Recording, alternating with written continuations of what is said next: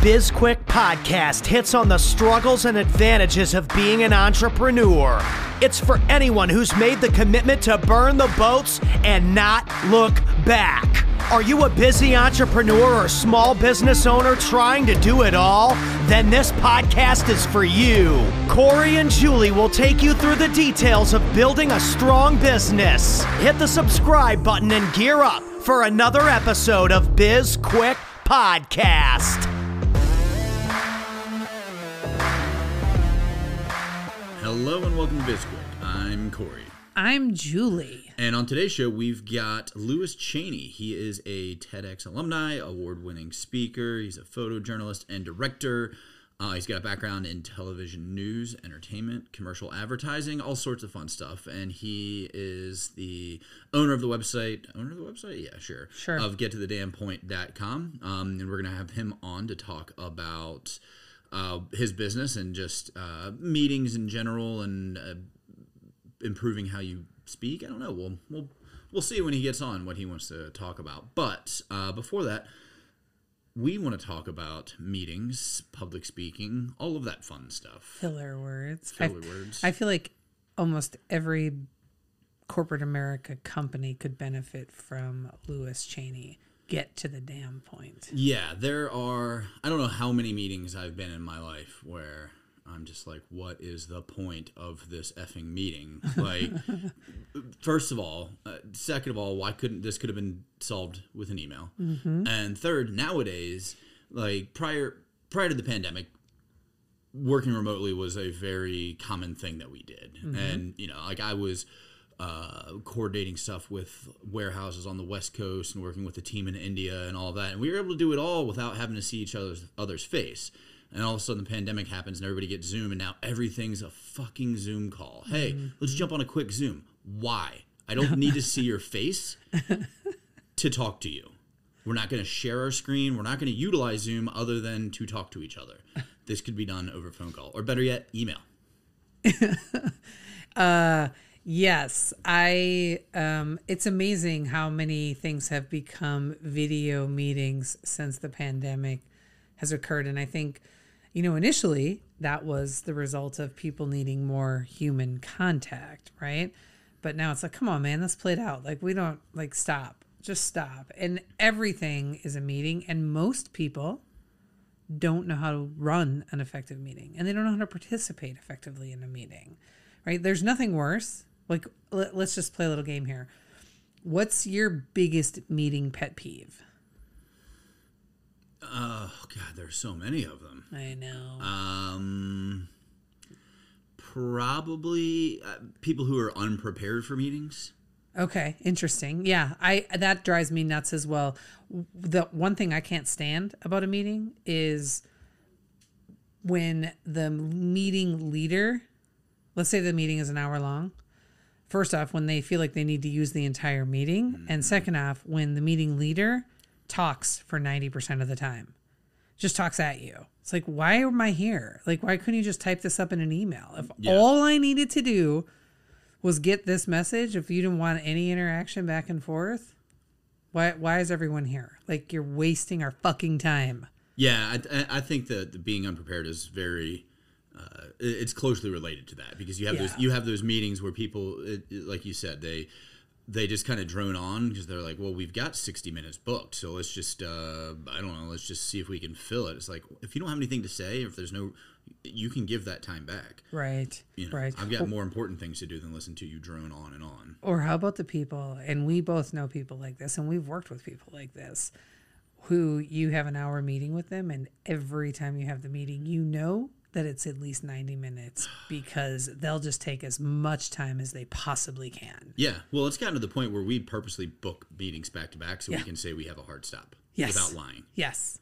Right. Because there are some people who are awful at it. They're like, oh my God, I don't even want to have this meeting because I know this 60-minute meeting is actually going to be like 90 minutes, maybe even 105 if we don't shut this person up. Sure. So if everybody listening out there, if we always have a hard stop, it might be you. Yeah, just do a little reflection there. Yes. Or it might not be. It might just be, you know. It might be a coincidence. Maybe we're just busy people. Yes.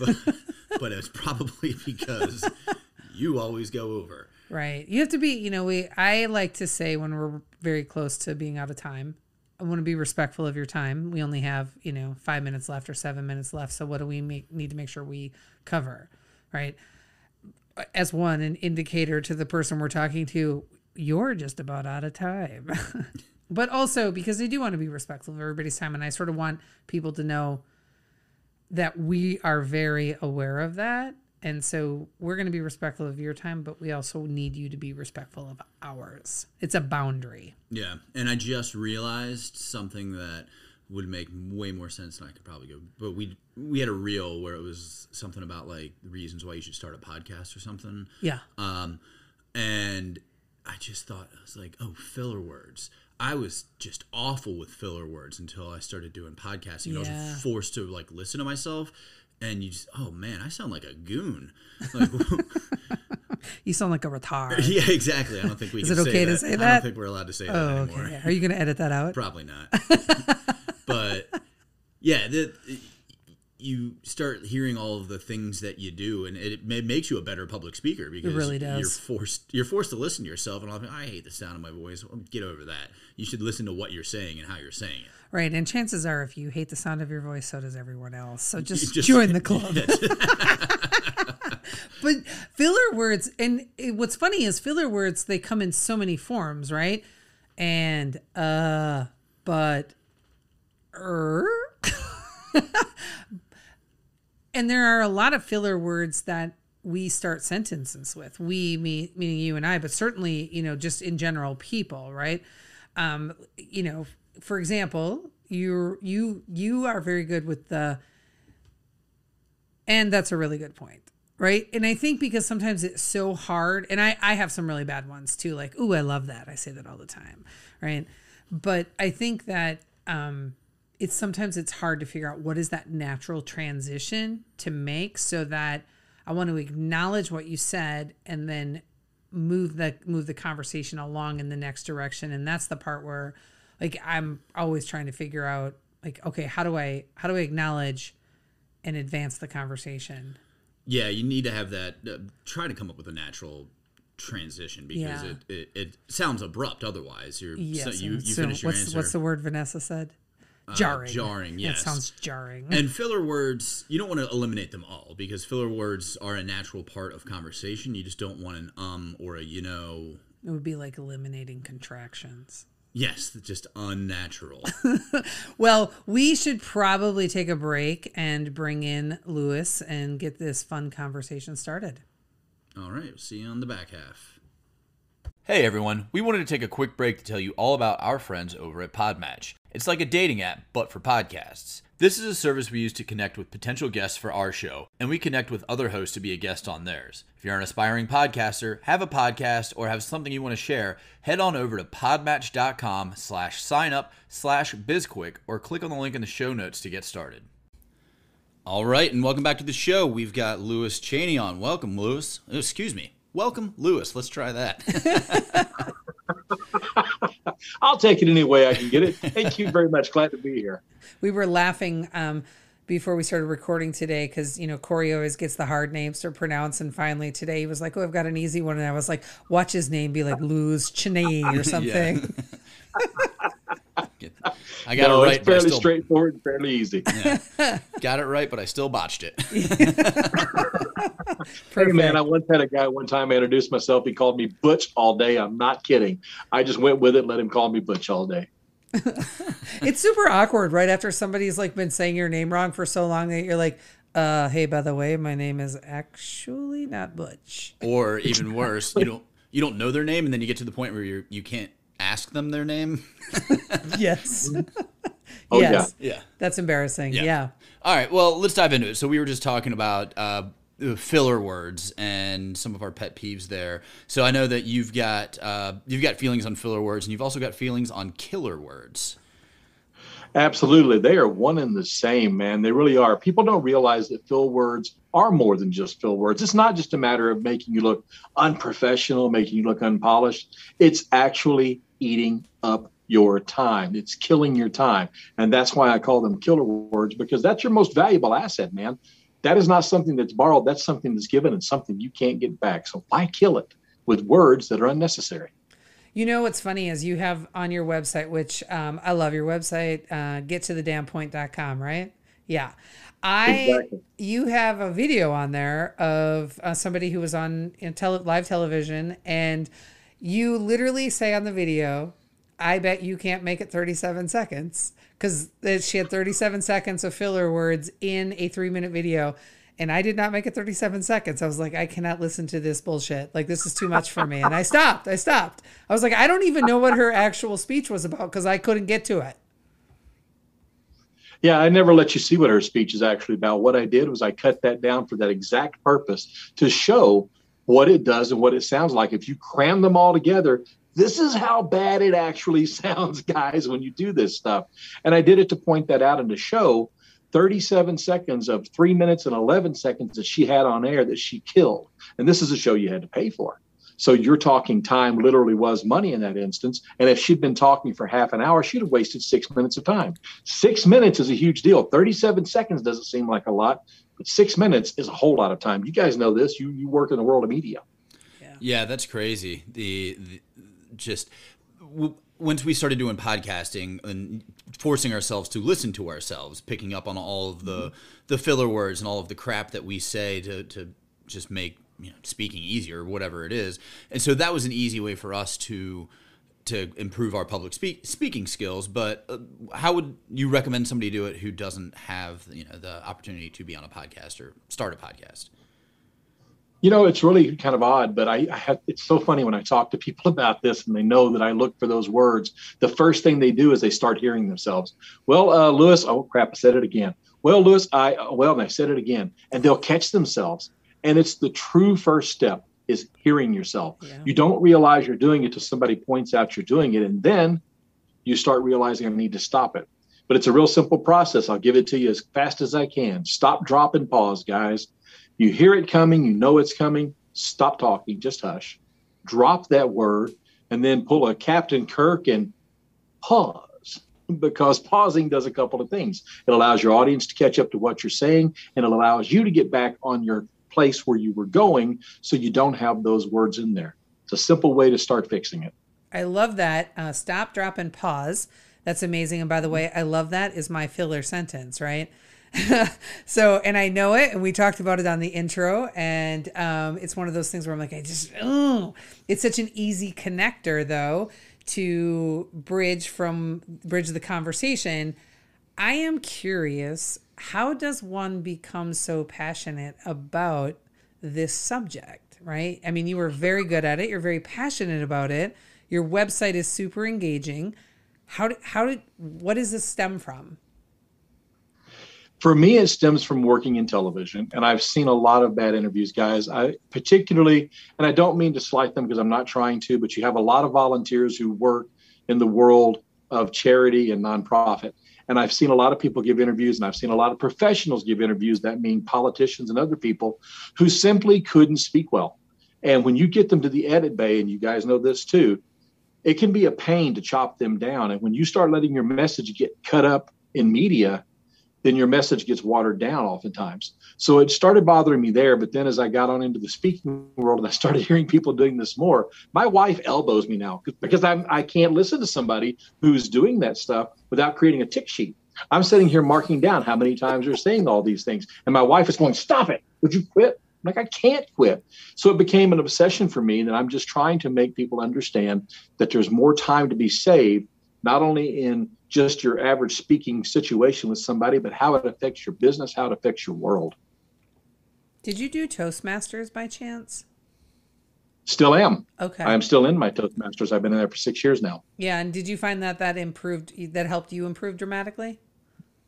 Absolutely. It's what led me to where I am now. I already had a lot of the speaking stuff coming in, but this really turned me into some other things. And I discovered that I can combine everything I've done in my past in the world of television along with speaking, and I can make this amalgam that I've got now. It's interesting. I, earlier this year, took an improv class, right? And I took the improv class under the assumption that it would help me get better at sales because I would be I would think faster on my feet, and I would have better speaking skills. And what it actually did was made me better at interviewing and podcasting because it changed the way I listen. And so I'm a much better listener, and I'm listening to understand and I think through what is the most important question that I could ask now based on all the information that just came to me. I don't know that it did anything for my speaking skills, but it changed my interviewing skills, and I don't think it helped me in sales at all. In fact, Corey would probably say it did not help me. We did not see an uptick in sales. True. It's true. What though, when it comes to meetings? So one of the other things we were talking about was our pet peeves when it comes to meetings and wasting time. And you talked about that cutting out the killer words is a great way to help save some time. So what are some of your pet peeves that you try and work with people on when it comes to meetings? When it comes to meetings, the biggest pet peeve I have, short of you get into the filler killer words, that's the tip of the iceberg. Everything else below the surface you need to get to. But one of my biggest ones is the low-hanging fruit that everybody does of taking some sort of a slide deck and putting it up there and stand there for an hour and read you everything that's up here on this screen. That makes me just want to get up and slap people across the head. Because I had a lady one time that I talked to, she's a friend of mine, and she works at a school system. She had to go like 2 hours away to some seminar. She had to give up a day of work. She gets there, and the speaker that they have hired, mind you, keyword, this person's making money, stood up there and started reading a PowerPoint. At the first break, she went to the organizer and she said, I know how to read. Send me the PDF. And she left because it was so annoying. And the problem is so many people don't realize how bad they are at it. And you're bad at it because think of all the bad ones you've sat through. So why turn around and do it to somebody else? It's not to say you can't use it, but it's got so much more in the medium that you can use besides that, particularly pictures and telling stories, man. Tell stories. That's what connects to people. And get off this thing here. That's my biggest pet peeve, is getting off that slide deck. Yeah, that's interesting. Yeah. I had an ephany this morning, but before I say that, Corey, I know you have something to say there. I don't want to trample over it. Well, yeah, whatever. I'll go after you. Go right ahead. Thanks. I was just going to say what I learned this morning that I did not know, or maybe I knew and really hadn't been verbalized to me before, but I was listening to a podcast this morning, and one of the guests, I think the guest on the podcast, was telling a story, right? And when she told the story, she brought the host of the podcast into the story, and it was sort of like this, hey, if you were making us a meal, and she's asking him these questions, and she's just sort of building this big visualization of what's happening. And it was so lifelike, right? Listening to her walk him through it, and you could see it yourself. When they were done with that particular story, where she was really getting to the point of, this was about, it's not important what it's about, but when she got to the point, he said, I really appreciate the fact that you brought me into that story for our listeners, because you just made the point so much more valuable. And I had never really thought about that. And I started thinking about the really great storytellers that we've had on our podcast and how well they're able to do that and how important that is. Oh, it absolutely. It's crucial. One of the things I talked about in my TED Talk was, imagine you've got that kid that, he's going to bed. He's got his pajamas on, man. He's had his teeth brushed. He's ready to climb in. You pull the book off the shelf and you go, hey, that's a cool book. Look at that. Look at that cover. Look at that seam. You talk about the artwork. You talk about the Helvetica type that's in there. You talk about everything, but you never read the kid the story. You just lost your audience of one. And that happens so much in your business as well, because you're so busy with pie charts and you're so busy with graphs and you're not busy connecting to other people. And you will remember stories. Think about this. If you want to know how powerful stories are, you watch TV, you watch movies, you listen to songs, you read books. Without story, you have none of those. That's how crucial it is to your business to tell a story, because that connects to people far more, and they're going to remember it far more than anything else you can do with them. Mm-hmm.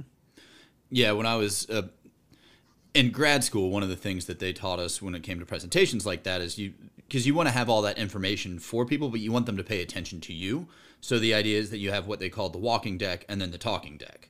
So you have the talking deck is the one that you do when you're presenting, and so you can field questions and tell stories and kind of get off track. But then the walking deck is the one that you give out that's got all the information filled in, so that people Absolutely. Go ahead. I didn't mean to Oh cut no, you off. that's fine. But I just wanted to change my pet peeve is when people read PowerPoint presentations. That's my biggest one. Oh, is that your That's new an one? awesome Yeah. thing. I've never heard it called a walking and talking deck. That is an absolutely great thing to say, because it's true. You do want the attention on you because you're the one providing the information and you want to connect with them. And that's not going to do it up here. Although, imagine it this way.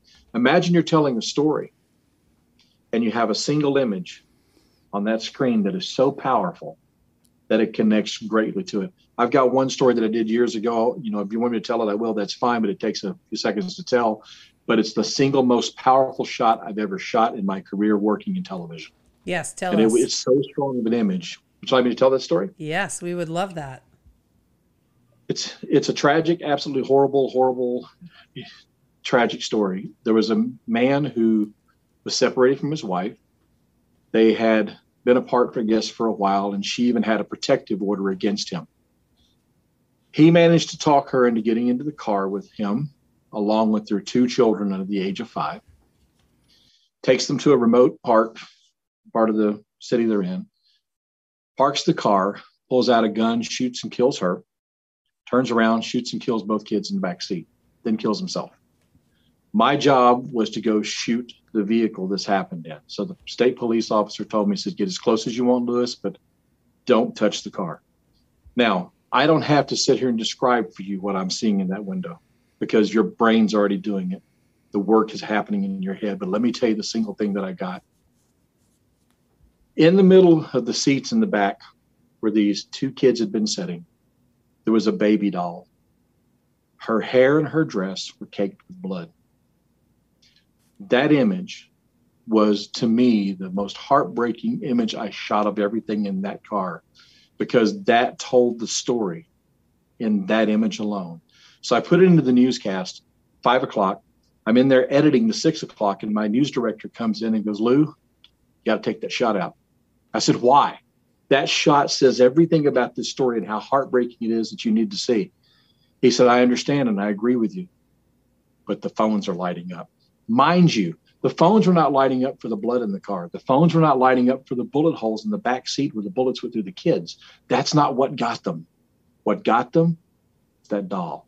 Now, I'm not recommending you have something like that on your screen, but my point being, pictures are worth 1,000 words. Literally, they are.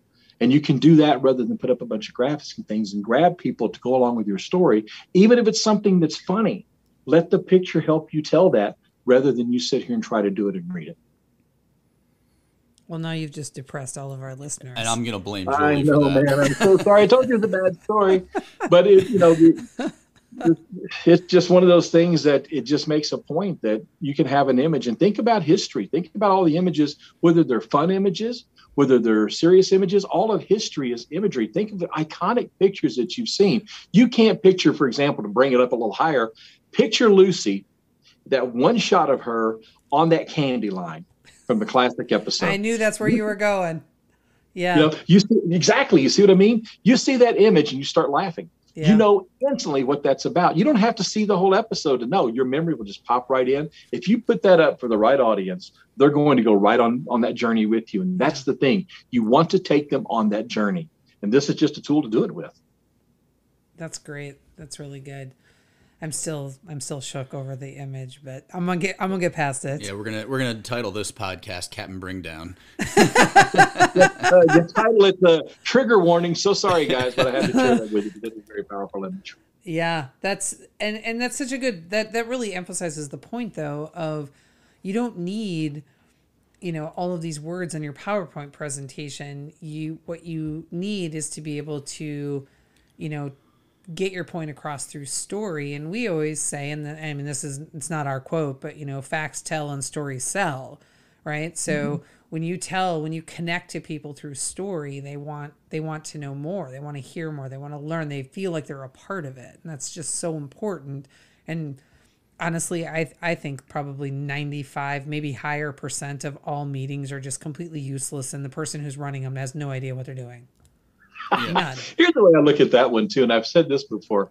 To me, you have these attacks out there people do. Say, hey, have a 2-pizza meeting. Have everybody stand in the meeting and make sure you invite only the people who need to be there. Well, duh. Let's make sure that we don't have somebody in there who shouldn't be in the first place. But let's say you do all that. Now you have a pizza meeting. People are eating pizza. They're all standing. They're getting ticked off because they're standing. And guess what? The meeting still gets you nothing because the person up front has not been trained in how to do this and connect with their audience. To me, these other modes of attacking that is like being on the Titanic on the upper deck with a bucket instead of going downstairs and patching the hole. Yeah. Yeah, and that telling the story thing, I don't think it's something that people think about, because if you've got to talk about sales for this quarter, you obviously you want to get the points across, the information that needs to the point of the meeting, but telling that story to keep people captivated so that they're actually paying attention to you, especially nowadays with everything being on Zoom. 90% of the people aren't paying attention to what's actually being said. They're on their phone, they're looking at, shopping on Amazon, whatever it is, instead of actually paying attention to the meeting, because it's easy to lose your attention. And you have to draw people in, right? So my pet peeve for a meeting is when the leader spends almost the entire time talking and never engages with anyone else. Like, well, then just send me a fucking email with all the information in it. I can read it, right?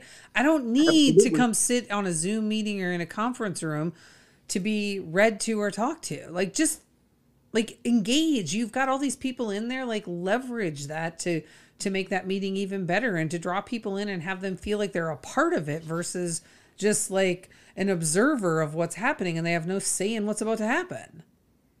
Now I'm getting all hot and passionate.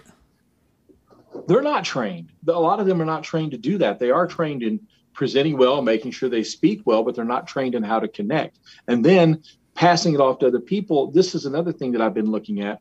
The C-suite and your middle managers are the ones who normally get any sort of training on that, but not your entire team. Now think about it this way. Let's say you've got a wallflower, somebody who comes to every meeting, maybe one of the most brilliant people you've got in your company, but they don't interact because you've not engaged them. You've not taught them how. Imagine the ideas you're missing out on because they don't feel comfortable presenting. Are you guys part of Clubhouse? Are you on that at all? Yeah. Okay. You've been in rooms in Clubhouse. How many times have you seen people come up on the stage in Clubhouse, or maybe you've had them as guests, who are like scared to death to even come up and ask a question? Mm-hmm. All the time. Think about that. I'm in a group where the entrepreneurs, people who are trying to start a business or already have a business, are afraid to come up on an audio only program and ask a question. That just speaks volumes to me that there's a lot of people out there who need to work on these skills and know that there's a way to learn and get these skills. Because if you can't come up and ask a question, how the hell are you going to run a business and talk to people about it? Well, so I have a question for you. I'm going to throw that back on you a little bit. Sure. Do you think that, so definitely so if I'm afraid to come up on stage and ask a question, that says something about me, but I also think it says something about the moderators who are running the room, right? And I'm not talking like, everybody should feel safe to say something, but let's be honest. There are some real jerks running rooms on Clubhouse who like they lay in wait for somebody to ask a dumb question so that they can absolutely terrorize them. And I hate there's people out there like that because I stick to one room primarily. I got on that room and it's where I've been. I've been to a couple of others, but the few that I have been in, fortunately, I've not run into that. And to me, if I ran into that room, I wouldn't go back in again. Yeah. But overall, I think it's more of an issue of people's just their own lack of confidence in it and getting nervous. Man, there's nothing I can do to keep you from being nervous except tell you drink some wine beforehand. That's all I can really tell you, man. Yeah. Because you're going to be nervous. I get nervous still when I go and do some things sometimes, but I'm still able to do it. What I'm talking about, though, is not being attacked and laying for wait for your trolls and all of that. But I'm talking about the people who, if you paid attention to them and you helped them learn how to communicate with you, man, the stuff you could get from them, the way that they could do more and do better if they could just pick up a little bit of the skill along the way. I agree 100%. And this has been such a really fun conversation. We need to wrap up. Before we do, I have two final questions for you. Do you have any more? So the first thing I know is, and you're probably going to talk about this when you tell our listeners how they can find you, but I know you've got a course that looks really interesting. You want to take a couple of minutes or a couple seconds to tell our listeners about your course? Sure, absolutely. Thank you for that. The course lays out everything you need on a more advanced level, talks about how to be a better speaker, how to be a better presenter, how to deal with the media, not just in terms of crisis management, because that's not what I'm talking about. I'm talking about how to write a news release, how to cultivate them, how to become a media darling, what add value equivalency is, meaning basically using the media as a PR tool, all these different things. Plus, I teach you how to speak in sound bites, how to be able to be live. So that applies not for just being on television like I did this morning, but if you're going to be live on Facebook, you're doing a webinar. There's so many different platforms out there now that people are doing that. This helps. And then I also talk about the virtual. All of this is broken out into 5 hours worth of stuff, and each one of those segments is just over 5 minutes averaging in length. So it's easy to be done digestibly instead of having to sit down and watch something for half an hour at any one time. I love that, and I'm pretty sure Corey's going to encourage me to buy it just by the fact that you said learn to speak in sound bites. The second question that I want to ask you, Lewis, is what can we do to help you? How can we help get the word out about you beyond having you on our podcast? You've been such a pleasure, and we want to make sure that everybody gets to know that you exist and that you've got this really great website and this course out there. I really appreciate that. Doing this is enough for me, guys. I mean, allowing me to take time of yours and be a part of your world. I thank you very much for that, because it gives me a chance to get my word out there and let people know. But hey, beyond that, if you run into anybody as you have podcast guests on and they go, I made a hub and they can't talk, let them know, hey, we had this guy on. You should go back and listen to that podcast and check him out. That'd be great. But otherwise, guys, that's about it. I just appreciate you all giving me the time to come and talk to you all. You all have been fun. Yeah, appreciate it. And we thank you for coming on, and thanks to our listeners. And everything that you're going to need to know about Lewis will be in our show notes. And if you want to work with us, reach out to us. We are happy to have you on as a guest or whatever. Yes, you can connect with us on social media. We are on LinkedIn, Twitter, Instagram, the Facebook, and we have a YouTube channel. You can also reach out to us on our website, sbpace.com. Don't forget to download and rate our podcast. We just found out those are the 2 top ways to get a higher ranking. So yes. Download our podcast, rate it, like us and give us a review, and then reach out to us if you have any topics that you'd like us to cover. We've got a forum on our website, so head on over there and let us know. Hey, we wrote a book. It's called Seriously? Now What? A Small Business Guide to Disaster Preparedness. It is a #1 Amazon bestseller. It comes with a digital download workbook, and we would love it if you've already bought the book. Head on back to Amazon and rate and review it. That's it for today. Thanks again, Lewis. I'm Corey. I'm Julie. And this was BizQuik, helping small businesses across America.